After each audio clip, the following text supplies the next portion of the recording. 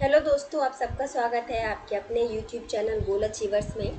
और आज की जो क्लास है हमारी ये है इकोनॉमिक्स सब्जेक्ट के बारे में। अगर आप DFCCIL का सिलेबस देखते हैं तो उसमें इकोनॉमिक्स अलग से एक सब्जेक्ट दिया हुआ है, प्लस हमारा जो स्टैटिक जीके वाला पोर्शन है उसमें भी इकोनॉमिक्स कवर होता है। एंड अगर आप एसएससी और रेलवे की बात करते हैं तो उसमें भी हमारा economics in the static GK वाला जो पोर्शन है या फिर जो करंट जीके वाला जो पोर्शन आता है उसमें हमारा इकोनॉमिक्स अच्छे खासे मार्क्स का कवर होता है। तो अभी मैं आपका इकोनॉमिक्स स्टार्ट करने वाली हूँ। अगर आप स्पेसिफिकली DFCCIL के एग्ज़ाम के लिए यहाँ पर पढ़ रहे हैं तो मैं आपको बता देती हूँ कि अभी मैं बेसिक से स्टार्ट करूँगी, जो कि आपका RRB और SSC के एग्ज़ाम के लिए भी यूज़फुल होगा। एंड DFCCIL में अगर नॉर्मल क्वेश्चंस आते हैं तो ये यूज़फुल होगा। बाकी DFCCIL के लिए मैं इसके बाद स्पेसिफिक लेक्चर भी लाऊंगी, जिसमें आपको थोड़ा सा हायर लेवल ऑफ इकोनॉमिक्स के बारे में पढ़ाऊंगी। उसके स्पेसिफिक कुछ थ्योरीज हैं, कुछ स्पेसिफिक लॉज हैं, उन सब के बारे में हम पढ़ेंगे, जो आपका सिर्फ DFCCIL एग्ज़ाम के पॉइंट ऑफ व्यू से इम्पोर्टेंट है। बाकी ये वाले जो लेक्चर है वो RRB एंड SSC के पॉइंट ऑफ व्यू से बहुत ज़्यादा यूजफुल होगा।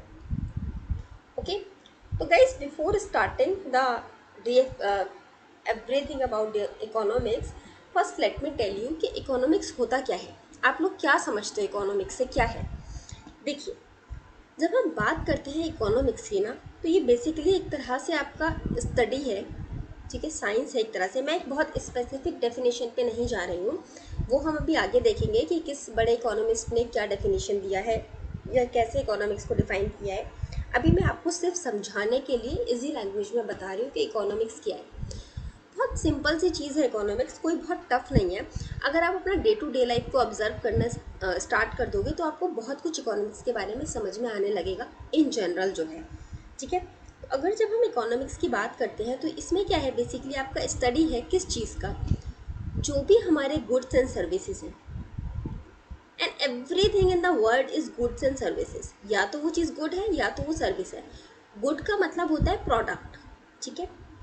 प्रोडक्ट कुछ भी हो सकता है, आपका चीनी है, शुगर, ठीक है, आपके चावल है, राइस, आपकी दालें हैं, पल्सेस, आपका कोई भी चीज़, इवन आपका टेबल है, आपका चेयर है, पेन है, anything that you use that you can feel, okay, that is the not feel only, anything that you can use, you can see, which has a physical touch, that is a good, or you can say it's a product, ठीक है। And services आपका क्या होता है, जिसको आप touch नहीं कर सकते but you can only feel that, like आपको IT सर्विसेज प्रोवाइड होती है, ठीक है, आपको टेलीफोन की सर्विस प्रोवाइड हो रही है, ठीक है। यू कैन नॉट टच के आपका जो आवाज़ जा रहा है, जो आप बात कर रहे हो उसको आप देख नहीं सकते, आप उसको टच नहीं कर सकते, but still you are getting that, so it's a kind of service, ठीक है। सो इससे बहुत सी चीज़ें हैं जो आपको एज अ सर्विसेज प्रोवाइड हो रही हैं। अब टेलीफोन में अगर आप मोबाइल की बात करते हो तो मोबाइल इज़ अ प्रोडक्ट, इसमें जो सिम आया दैट इज़ अ प्रोडक्ट, ठीक है। आपके कनेक्शंस के लिए अगर कहीं पे टावर लगे हुए होंगे तो that is the product. But वो जो वेव्स जा रही हैं, जो आपको एक तरह की सर्विस, जो सर्विस प्रोवाइडर है आपका, जो मोबाइल का, वो जो सर्विस प्रोवाइड कर रहा है आपको, that is the service, okay. तो जिसको आप फील नहीं कर सकते, सॉरी, जिसको आप फील कर सकते हो but you can not see that, but you can enjoy that thing, so that is the service. तो आपके जितने भी गुड्स एंड सर्विसेज हैं, एनी गुड्स और सर्विसेज, उसका प्रोडक्शन आपका कितना होना चाहिए, कितने आपको। अब ऐसा थोड़ी है कि अगर आपने सिम बनाना स्टार्ट कर दिया तो आप मिलियंस बिलियंस ऑफ सिम्स बनाए जा रहे हो, नहीं। आप पहले देखोगे आपका कितने कंज्यूमर्स हैं, मतलब कितनी पॉपुलेशन है, उसमें से लोग कौन कौन सा सिम यूज़ कर रहे हैं, ठीक है। आपका सिम कितने % लोग यूज़ कर रहे हैं, आपको क्या लगता है आने वाले 10 साल में आप या 1 साल की अगर हम बात करें तो कितने लोग और होंगे जो आपका सिम खरीद लेंगे। कोई भी एक कंपनी का आप यहाँ अज्यूम कर सकते हो। सपोज अगर एयरटेल की अगर आप बात करो तो एयरटेल देखेगी ना भाई, उसके 10,000, सपोज 10,000 कंज्यूमर है, और वो देख रही है कि उसके हर महीने 2 लोग हैं जो एयरटेल का नया सिम खरीद लेते हैं, तो उसके हिसाब से 1 साल में 24 लोग होंगे जो नया सिम खरीद लेंगे। तो वो 24 को एक अगर रफ लेकर भी चलेगी तो वो 25 या 26 सिम बनाएगी। ऐसा तो नहीं है वो 10,000 सिम बनाकर बैठ जाएगी 24 लोगों के लिए, no, this is not the thing. तो आपका कितनी चीज़ आपको प्रोड्यूस करनी है, उसके बाद आपको उसे कैसे डिस्ट्रीब्यूट करना है, कहाँ आपको डिस्ट्रीब्यूट करना है। अब सपोज दिल्ली में है, लोग एयरटेल यूज़ कर रहे हैं, ठीक है, मगर मुंबई में लोग एयरटेल यूज़ नहीं कर रहे हैं, कोई भी बंदा एयरटेल यूज़ नहीं कर रहा। एंड अब एयरटेल आता है और मुंबई में अपने सिम बनाकर बेचना मतलब शॉप्स पे दे देता है कि लो भाई हमारा सिम बेचो, बट वहाँ पर उसका डिमांड नहीं है। This is just a example. But अगर आप इसको थोड़ा इस तरह से कंसिडर करें, लाइक अगर हम कोकोनट ऑयल की बात करते हैं, ठीक है, कोकोनट ऑयल जो आपका फूड में कंज्यूम होता है, उसको अगर मैं एक बहुत बड़े लेवल पे देखूं, तो अगर आप नॉर्थ इंडिया में कोकोनट ऑयल कुकिंग पर्पस के लिए बेचना स्टार्ट करोगे तो वो उतना ज़्यादा नहीं बिकेगा। हालांकि और जब आप साउथ इंडिया में जाके उसको बेचना स्टार्ट करोगे तो वो ज़्यादा बिकेगा। नॉर्थ इंडिया में हम कोकोनट ऑयल में कुकिंग कम करते हैं in comparison to south India. तो सिमिलरली आपको प्रोडक्ट को कैसे डिस्ट्रीब्यूट करना है, उसको कंज्यूम कहाँ कौन कैसे कर रहे हैं, ठीक है। सो ये है उसका कंजप्शन कैसे हो रहा है आपका प्रोडक्ट एंड सर्विसेज का, आप उसका पूरा इवैल्यूएशन करेंगे, पूरा कितना किस चीज़ में क्या एनालिसिस हो रहा है। तो ये आपकी होती हैं बेसिक चीज़ें जो गुड्स एंड सर्विसेज का देखते हैं। अब इसमें मैं आपको बताती हूँ कि अब अगर कोई भी इंसान कुछ प्रोड्यूस कर रहा है, उसको कुछ कंज्यूम कर रहा है, डिस्ट्रीब्यूट कर रहा है, तो बेसिकली ये सब हो किस चीज़ के ले रहा है, मनी के लिए, ठीक है, आपका वेल्थ जनरेशन के लिए, ठीक है। तो ये सब चीज़ें जो आपकी बात करता है मनी का, production of distribution and consumption of goods and services, और उससे आपको कितना वेल्थ मिल सकता है, आपको कितना आपका मनी आपको मिल सकता है, तो इन सब चीज़ों के बारे में जो आपका एक स्टडी होता है उसको हम कहते हैं इकोनॉमिक्स, ठीक है। So this is what the economics is. अब इसमें अगर मैं थोड़ा सा आगे आपको बताऊं तो इकोनॉमिक्स को जब हम, एक सेकेंड उसको मैं इरेज कर देती हूँ and then I will let you know कि हमारे अलग अलग इकोनॉमिक्स के हिसाब से इकोनॉमिक्स को कैसे डिफाइन किया गया है। तो सबसे पहले क्वेश्चन जो अराइज होता है that is who is the father of economics. Okay, तो अब देखो कोई भी चीज़ बनी होती है, लाइक अगर हम कोई भी चीज़ की बात करें, कोई भी सब्जेक्ट का, तो ऐसा नहीं है कि किसी ने बोला ओके ये है फिजिक्स और इसको पढ़ना स्टार्ट कर दिया, ऐसा नहीं होता है। अब धीरे धीरे धीरे धीरे ग्रेजुअली इम्प्रूव करते हैं और उसमें कोई एक ऐसा इंसान होता है जो बहुत एक अच्छा उसमें कुछ काम करता है, जिसको हम उसका एक तरह से बहुत बड़ा क्रेडिट देते हैं। तो इसी तरह इकोनॉमिक्स में हम जिसको बहुत बड़ा क्रेडिट देते हैं, कि मैं सेकेंड गाइज मैं इसको इरेज कर दूँ ज़रा, से मैंने आपको एक बताया ओवरव्यू पूरा, बाकी अलग अलग इकोनॉमिक्स के हिसाब से उसकी एक अलग अलग डेफिनेशन होती है। जैसे अगर हम सबसे पहले बात करते हैं हमारे फादर ऑफ इकोनॉमिक्स, ठीक है, this is the important thing, और ये कई बार एग्जाम में पूछा जाता है, इसीलिए मैं यहाँ आपको अलग से लिख देती हूँ। फादर ऑफ इकोनॉमिक्स हमारे कौन है? Adam Smith, Adam Smith, okay. And don't get confuse with these little terminologies और these little facts। देखिए father of economics is the Adam Smith, but अगर हम बात करते हैं father of micro economics, okay. अब माइक्रो इकोनॉमिक्स क्या है और इकोनॉमिक्स क्या है, इसके बारे में अभी मैं आपको जैसे जैसे वीडियो आगे प्रोसीड होगा उसमें मैं आपको समझा दूंगी। जब हम बात करते हैं फादर ऑफ माइक्रो इकोनॉमिक्स, तो who is the father of micro economics? Alfred martial, Alfred Marshall, ठीक है। Third pointer, who is the, देखो अब माइक्रो इकोनॉमिक्स है तो आपका मैक्रो इकोनॉमिक्स भी होगा ज़रूर, ठीक है। तो फादर ऑफ मैक्रो इकोनॉमिक्स,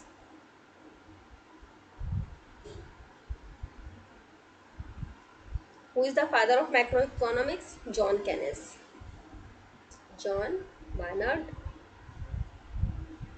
केनेस, ठीक है, केनेस, ओके।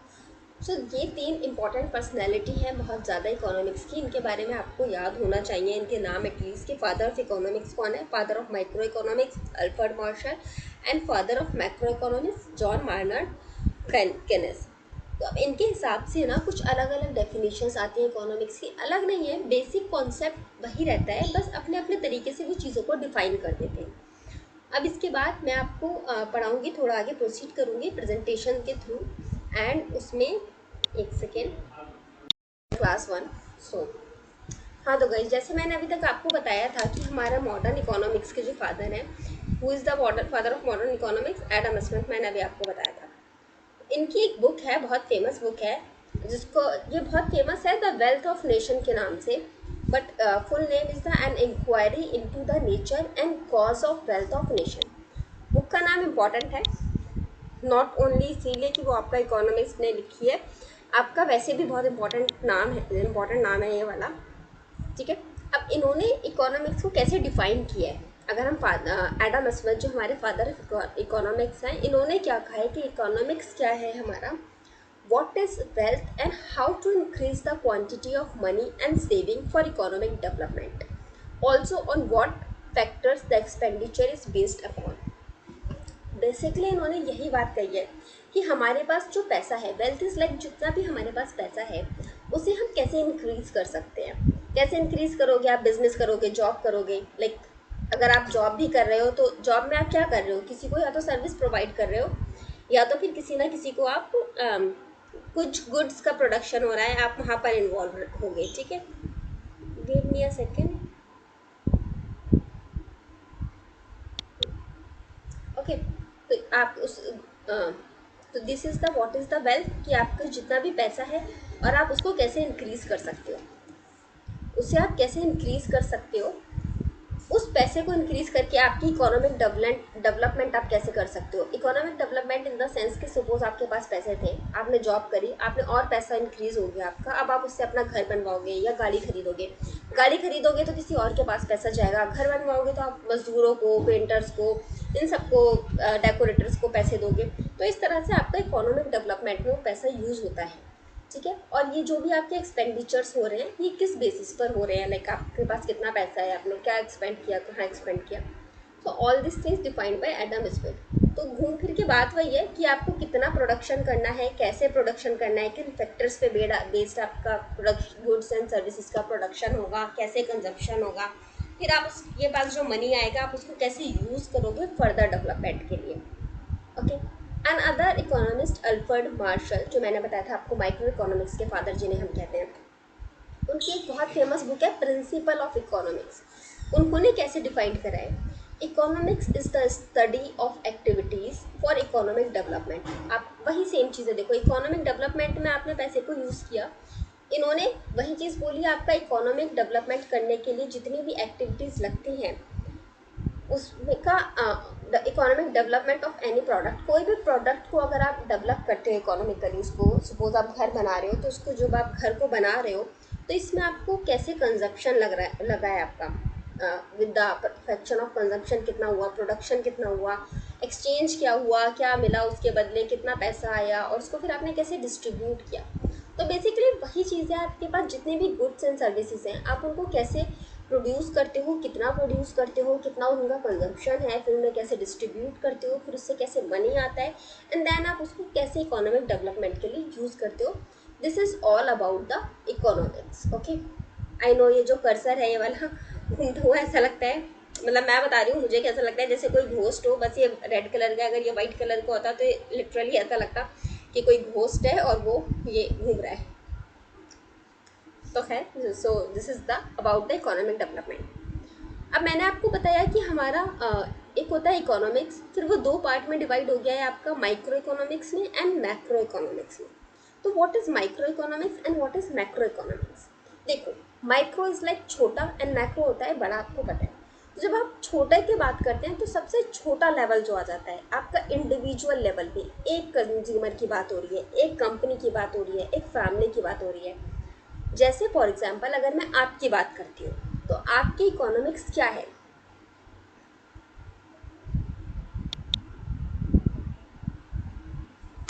सपोज मैं एक पर्सन की बात करती हूँ, एक इंडिविजुअल की बात करती हूँ, इसकी ये एक इंडिविजुअल है, इसकी इकोनॉमिक्स क्या है, ठीक है, इसकी क्या है इकोनॉमिक्स, ठीक है। ये कितना इसकी सैलरी है, ये कितना सैलरी कमाता है, उसके बाद उसमें ये फूड पे कितना खर्च करता है, ये ट्रैवलिंग पे कितना खर्च करेगा,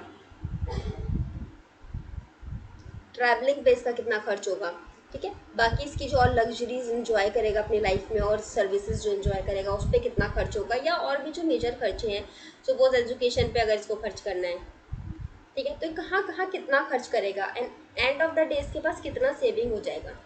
तो इस पर्टिकुलर सिर्फ एक इंसान की जब हमने बात करी, इस एक माइक्रो लेवल पर जब हमने बात करी, तो उसको हम कहते हैं माइक्रो इकोनॉमिक्स। सिमिलरली अगर कोई एक कंपनी है, सपोज सिर्फ एक कंपनी की हम बात कर रहे हैं, ठीक है, एक कंपनी की बात कर रहे हैं, सपोज अगर हम गोल अचीवर्स हमारा यूट्यूब चैनल है, अगर मैं इसकी बात करूँ तो इसकी इकोनॉमिक्स क्या होगी। मैंने ये चैनल स्टार्ट किया, अब इसको स्टार्ट करने के लिए मुझे कितना इसमें मनी इन्वेस्ट करना पड़ा। मुझे लैपटॉप लेना पड़ा, मुझे डिजिटल पेन पैड लेना पड़ा, digital pen and this is ये सब लेना पड़ा, मुझे इसके कनेक्शन के लिए ये माइक लेना पड़ा जिसमें मैं बात कर रही हूँ। तो ये मुझे जो भी इन्वेस्टमेंट इसमें करना पड़ा, ठीक है। उसके बाद मुझे इसमें इंटरनेट कनेक्शन लेना पड़ा।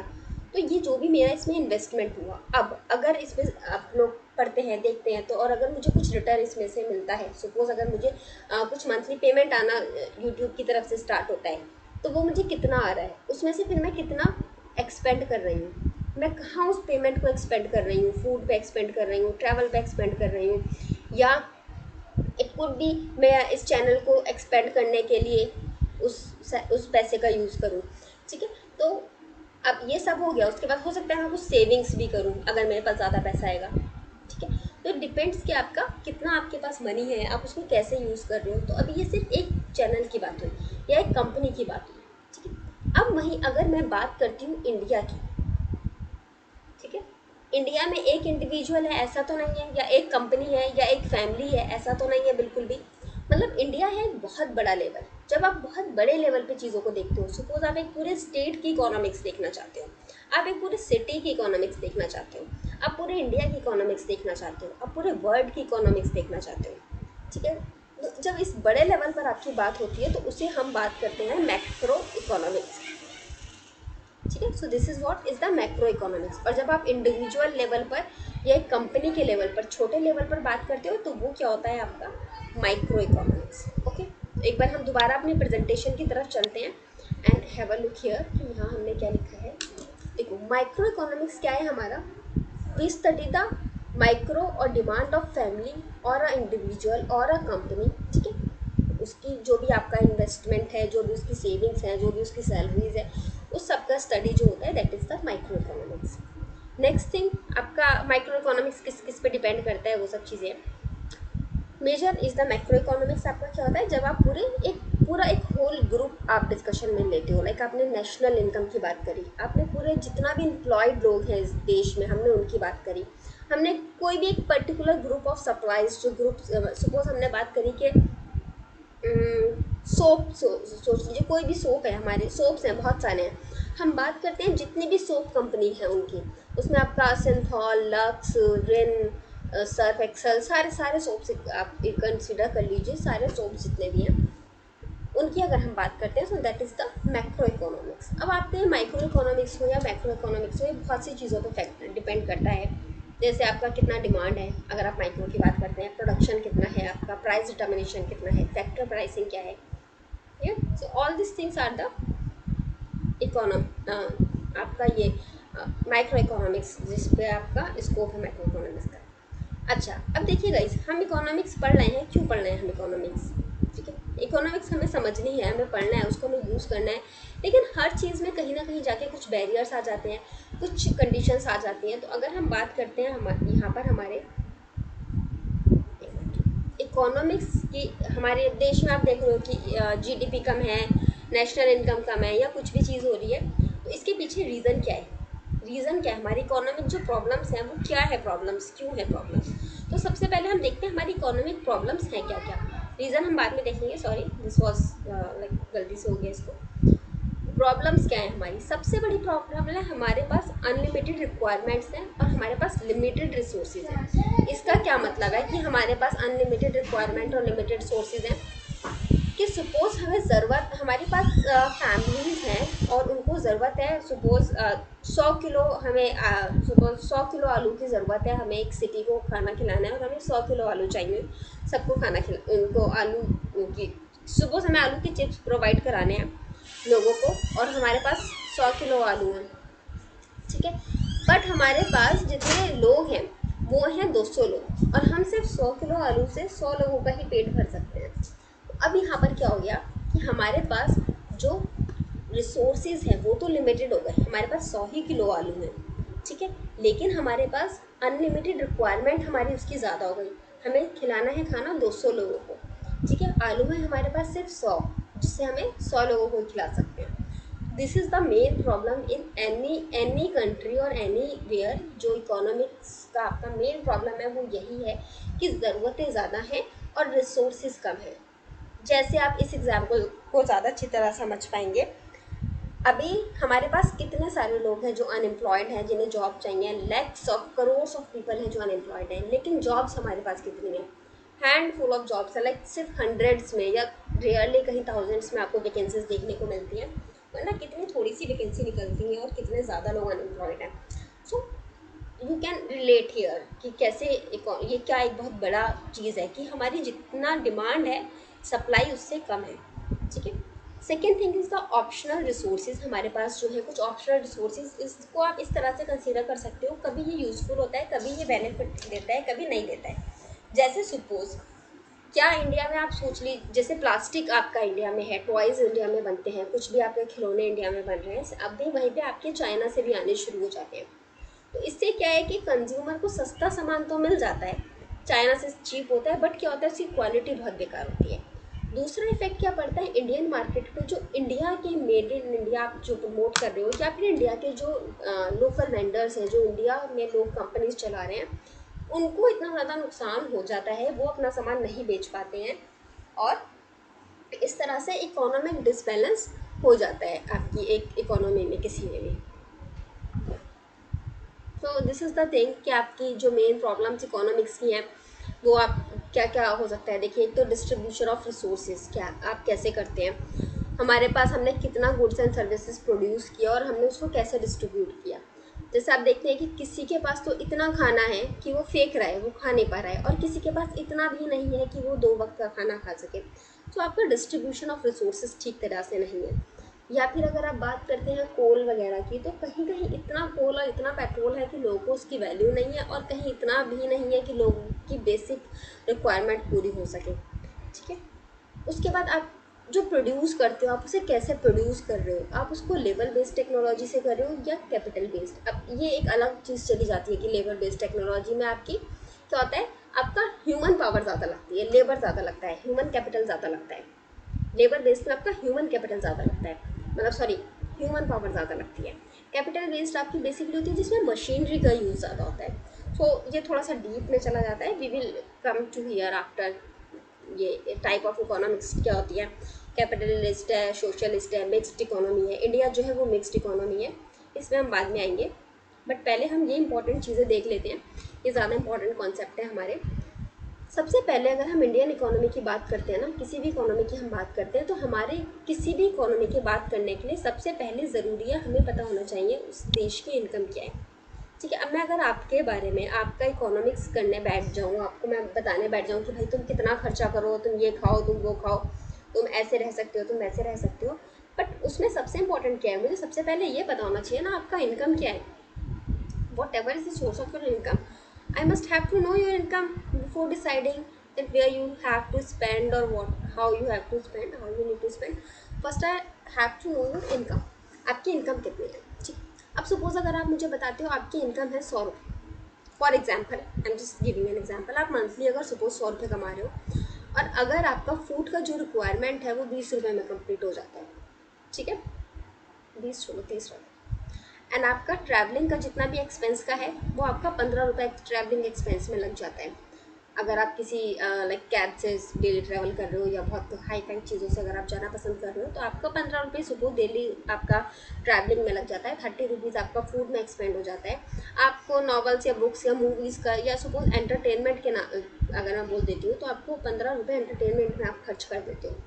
ठीक है। उसके अलावा अब भी आपको कुछ और अगर कभी आउटिंग्स पे जाना है या थोड़ा वेकेशंस पे जाना है, तो उसमें आपके अराउंड 30 रुपीज़ या 20 to 30 रुपीज़ उसमें खर्च हो जाते हैं। तो मेजर आपने 70-80 रुपीज़ खर्च कर दिया और आपके पास 20 रुपीज़ सेविंग्स हो गई। ठीक है। अब मैंने आपका ये पूरा चार्ट बना दिया कि आप इतना इतना यहाँ खर्च करो और इतना आपका बच जाएगा। कैसे बनाया मैंने, क्योंकि मुझे पता था आपकी इनकम कितनी है। अगर मुझे इनकम नहीं पता होती तो हो सकता है मैं आपको ये बोल के चली जाती, अरे यार तुम 200 रुपये तो खाने पे खर्च कर ही दिया करो, अपना फूड पे 200 रुपये खर्च कर दिया करो। या मैं तुम्हारे साथ घूमने जाती हूँ कहीं पे, हम लोग घूमने जाते हैं और मैं बोलती कि अरे यार तुम क्या कंजूसी दिखा रहे हो, तुम 150 रुपये तो कम से कम अपना ट्रैवल में वेकेशंस पे खर्च करो। बट जब मैं कब तुमको सजेस्ट करूँगी, जब मुझे तुम्हारी इनकम पता होगी। तो सिमिलरली अगर हम किसी देश की बात करते हैं, किसी भी कंट्री की बात करते हैं, तो हमें सबसे पहले पता होनी चाहिए उस कंट्री का आपका नेशनल इनकम कितना है। ठीक है। तो आपका जब हम किसी भी कंट्री की बात करते हैं, तो उसका नेशनल इनकम जो हम निकालते हैं, उसको निकालने के लिए हमारे 4 पैरामीटर्स होते हैं. There are the 4 major parameters to calculate the national income of any nation. क्या क्या होता है वो? GDP, that is the gross domestic product. NDP is the national domestic product. GNP is the gross national product. And NNP is the, नहीं, GDP national domestic product, gross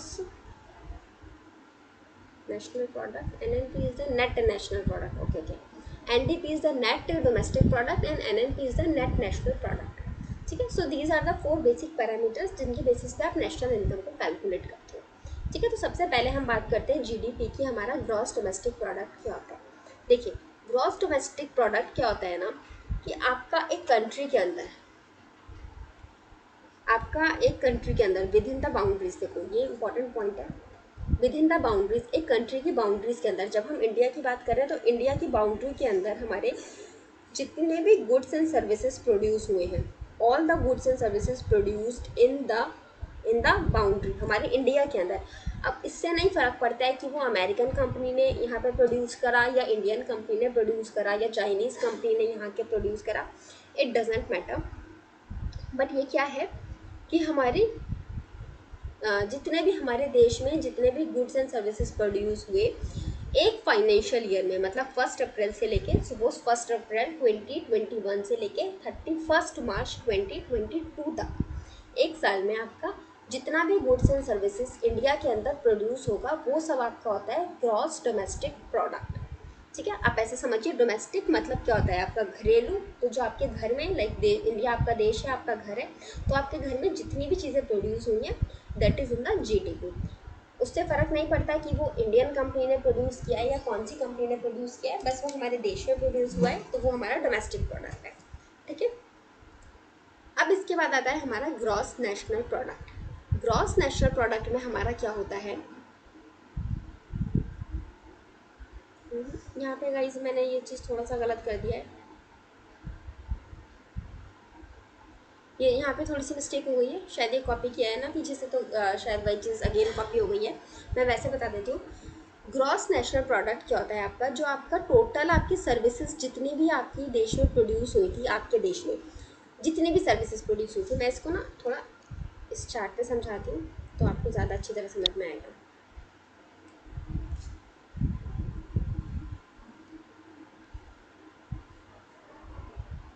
एक minute दीजिए.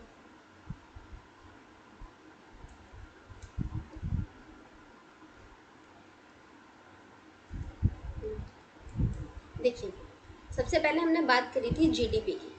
ठीक है. जीडीपी क्या था हमारा, कि हमारा एक विद इन द बाउंड्रीज, वैसे आपको ये विजिबल है, मुझे लग रहा है शायद विजिबल नहीं है आपको, ये जो मैं लिख रही हूँ विजिबल नहीं. विद इन बाउंड्रीज मतलब एक कंट्री के अंदर हमारी जितना भी गुड्स एंड सर्विसेज प्रोड्यूस हुई है, ठीक है, they are all considered in the GDP. जब आप जीएनपी की बात करते हो, that is gross national product, तो इसमें क्या होता है आपका विद इन द बाउंड्रीज. ठीक है. जितनी भी गुड्स एंड सर्विसेज प्रोड्यूस हुई है, इसमें ऐड हो जाती हैं आपके इंडियंस ने किसी और कंट्री में goods and service produced by Indians in other countries. For example TCS है. ठीक है. टीसीएस दूसरी कंट्रीज़ में भी आईटी सर्विसेज प्रोवाइड करा रही है, लेकिन TCS is a Indian company, तो वो जितनी भी goods and services out of India, out of India produce करा रही है, और उससे जितना भी इनकम हो रहा है, that is also included in the GNP. क्योंकि वो हमारी नेशनल, हमारे देश का कितनी कमाई हुई हमारे देश की. एक तो हमारे देश में जितनी भी गुड्स एंड सर्विस प्रोड्यूस हुई, ठीक है. दूसरा, हमारे देश की कंपनीज ने किसी और देश में जाके जो प्रोड्यूस करी. अब ऐसा तो नहीं है ना, आप अपने घर में कुछ काम कर रहे हो, सपोज अगर आप दिल्ली में रह रहे हो और आपने दिल्ली में जॉब करा, ठीक है, तो आपके घर में उससे 100 रुपये आए, आपको दिल्ली से छोड़ के मुंबई भेज दिया गया. ठीक है. अगर नहीं, आपकी सैलरी अभी भी 100 रुपये थी, तो ये 100 रुपये भी आप ही के ही घर में आए ना, आप ही की फैमिली पे खर्च होंगे ना। ऐसा तो नहीं है मुंबई जाके आपने कमाया तो उसको मुंबई में छोड़कर आ जाओगे।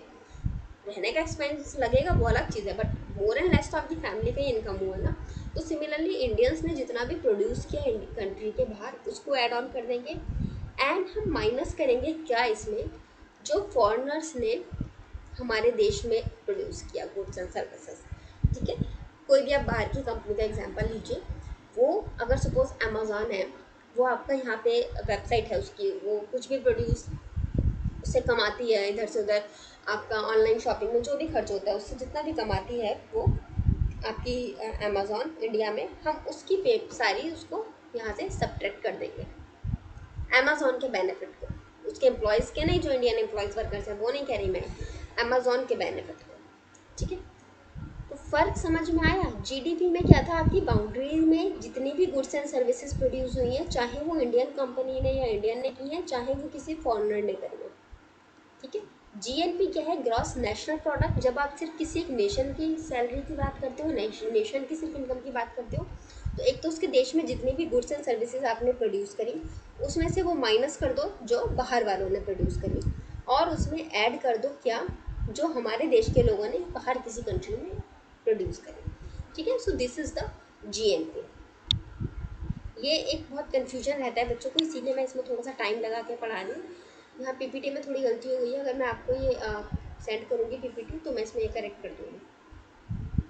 देखो आप यहाँ पे देख सकते हो, नीचे जीएनपी का फॉर्मूला लिखा हुआ है क्या, जीडीपी प्लस आपका जो फॉरेन नेशनल ने जो इंडियन नेशनल्स ने फॉरेन कंट्रीज़ में प्रोड्यूस किया, माइनस जो फॉरेन नेशनल्स ने इंडिया में आके प्रोड्यूस किया।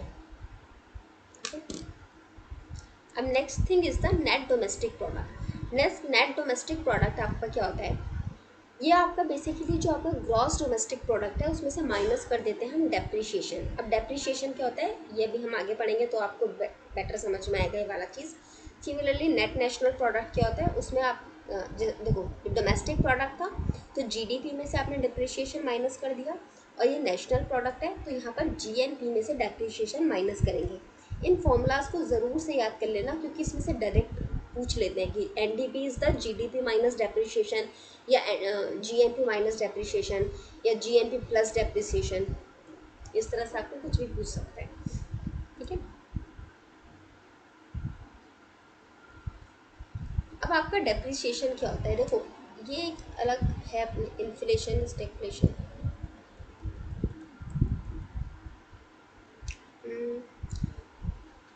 तो डेप्रिसिएशन पढ़ लेते हैं, उसके आगे का अगले लेक्चर में कंटिन्यू करेंगे। देखो डेप्रिसिएशन क्या होता है ना, बेसिकली आपके पास आपका जो मनी है, आपका जो पैसा है, इसकी वैल्यू जो है वो कम हो जाए, so this is called is the depreciation. Market value आपके पैसे की कम हो जाए, the monetary value of an asset decreases over time due to use wear and tear. ठीक है, कोई भी चीज़ है आप उसको यूज़ कर रहे हो, सपोज आपने गाड़ी खरीदी, उसको आपने यूज़ करा, एक साल बाद आप उसको दोबारा सेल करने जाओगे तो अगर सपोज आपने 10 लाख की गाड़ी खरीदी थी, एक साल बाद उसको बेचने जाओगे तो क्या वो 10 लाख की बिकेगी? कभी भी नहीं बिकेगी। 4 लाख की, 5 लाख की बिकेगी, 6 लाख की, 7 लाख की, लेकिन 10 लाख की तो नहीं बिक सकती। तो आपका ये जो उसके जो भी आपकी वैल्यू में जो डिक्रीज आ गया उसका, 10 लाख की गाड़ी आपकी अब 8 लाख की रह गई, वो आपका कहलाता है डेप्रिशिएशन। ठीक है, जैसे आपका जीडीपी में मान लीजिए आपने 100 गुड्स एंड सर्विसेज प्रोड्यूस करे, जिसमें से 20 आपके ऐसे थे जिनका वैल्यू नहीं हुआ, लोगों ने नहीं खरीदे, बेकार हो गए, नहीं खरीदे, तो वो आपका कहलाएगा डेप्रिसिएशन। और जब हम टोटल इनकम की बात करेंगे तो 20 तो आपका वेस्ट हो गया ना, उसकी वैल्यू कम हो गई, ख़त्म हो गई, जो भी हुआ, तो आपका फाइनल जो रह गया वो हो गया net domestic product, GDP minus GNP. ठीक है, सिमिलरली आपने जब एनएनपी की बात करी तो आपका जो नेशनल ग्रॉस नेशनल प्रोडक्ट आया था, जिसमें आपने फॉरेन नेशनल का ऐड किया था, जीडीपी ऐड किया था, और माइनस किया था जो फॉरेन नेशनल्स ने इंडिया में प्रोड्यूस किया है, उसमें से हम क्या माइनस कर देंगे? डेप्रिसिएशन, मतलब जो हमारी वैल्यू डिक्रीज हो गई, जो भी हमारा वेस्ट हो गया, तो दिस इज कॉल्ड द हमारा एनएनपी। ठीक है, जितना भी हमारा लॉस होता है डेप्रिसिएशन की वजह से उसको डिडक्ट कर देते हैं हम। डेप्रिसिएशन इज बेसिकली आपकी किसी भी चीज़ का वैल्यू कम हो जाता है, दैट इज कॉल्ड डेप्रिसिएशन। अब इसके बाद आता है आपका इन्फ्लेशन है, डिफ्लेशन, स्टैग्फ्लेशन, और आपका बैंकिंग सिस्टम वगैरह आ जाएगा। And this is the WPI, CPI, आपका कंज्यूमर प्राइस इंडेक्स क्या होता है, WPI क्या होता है, these things are very much important when you go for the UPSC preparation or like that, but मैं फिर भी ये कवर करूँगी एंड उसके बाद ये आपका कुछ यूटिलिटी है ना, ये सब थोड़ा बेस आपका प्रॉपर इकोनॉमिक्स के बारे में आ जाता है, तो उसके लिए हम अलग लेक्चर लेंगे।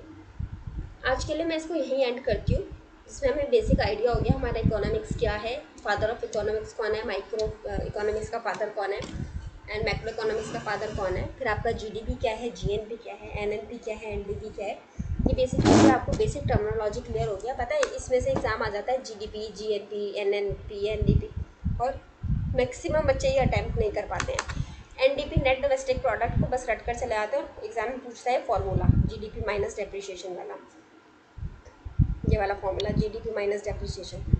ठीक है, आपको डायरेक्ट एग्जाम में फॉर्मूला मिलेगा। अगर आप RRB या SSC के एग्जाम्स देखेंगे ना, निकाल के डायरेक्टली पूछा हुआ होता है। पहले GDP, GNP ये पूछा जाता था, बट अब वो नहीं पूछा जाता, अब NDP, NNP वगैरह पूछा जाता है। इसके अलावा बैंकिंग सिस्टम है आपका, CRR है, CLR है, सॉरी SLR है, वो सब चीज़ें पूछी जाती हैं। अब उसको हम नेक्स्ट लेक्चर में डिस्कस करेंगे, बैंकिंग सिस्टम को। तो अभी के लिए इस वीडियो को मैं यहीं एंड करती हूँ। लेट मी चेक कितना वीडियो हो गया है, अगर टाइम होगा तो आज ही कवर करेंगे। नहीं यार, ऑलरेडी हाफ एन आवर से ज़्यादा हो गया। मैंने बोला था मैं लंबा वीडियो नहीं खींचूंगी इस बार, तो हाफ एन आवर का वीडियो हो गया है। एंड हाँ guys, I am really sorry कि वीडियोस बहुत फ्रिक्वेंट नहीं आ पाती हैं due two bit of hectic schedule. और अभी बहुत ज़्यादा आप लोग शायद आप लोग भी सिंसियर नहीं हैं। अगर आप लोग देखते हैं सवाल जो मैं पूछती हूँ उनके जवाब देते हैं, तो फिर मन करता है दोबारा उस वीडियो को बनाओ, आगे बनाओ, आगे बनाओ। बट जब लोगों के जवाब नहीं आते हैं तो फिर खुद का भी मोरल डाउन हो जाता है कि भाई क्या बनाए क्या पढ़ाएं, बच्चे पढ़ते रहे नहीं हैं। बाकी अगर आपको अच्छी लगी है कुछ भी इस वीडियो में तो प्लीज़ इसको शेयर कीजिए, वीडियोस पे कमेंट कीजिए। अगर कुछ नहीं आता है तो उसको डाउट में पूछिए, चाहे तो यहाँ कमेंट सेक्शन में पूछ लीजिए या फिर टेलीग्राम ग्रुप पे भी आप पूछ सकते हैं। और वीडियो को लाइक कीजिए एंड चैनल को प्लीज़ सब्सक्राइब कीजिए, और ज़्यादा से ज़्यादा लोगों के साथ चैनल को शेयर कीजिएगा, इसका रीच बढ़ाइए थोड़ा सा। Okay, so thank you so much guys, have a great day ahead and enjoy your day.